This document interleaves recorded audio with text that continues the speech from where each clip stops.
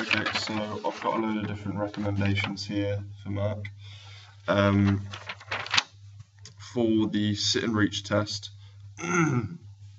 first thing I put down was yoga. This will completely, yoga's all about flexibility and being able to move very fluently and almost move like kind of very fluent and almost water-like.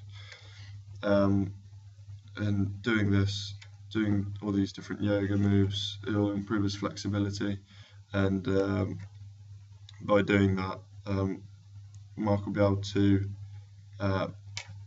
get into different positions a lot quicker and easier without straining himself or providing any injuries.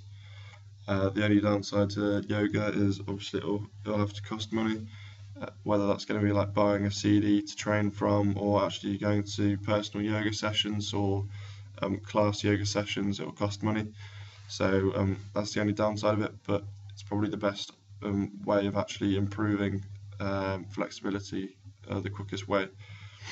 The other two things that I put was daily stretches.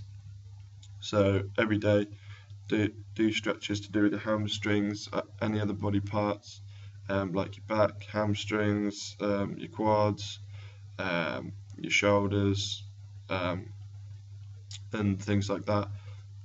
Over time they will improve, but I feel that it won't improve.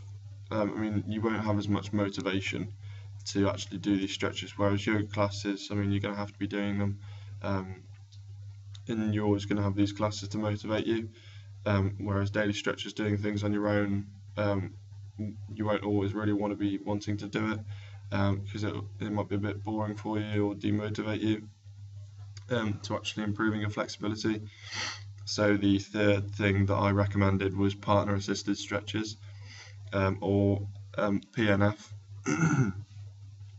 PNF stretches enable the client to be able to push farther than they normally would, and stretch their body further.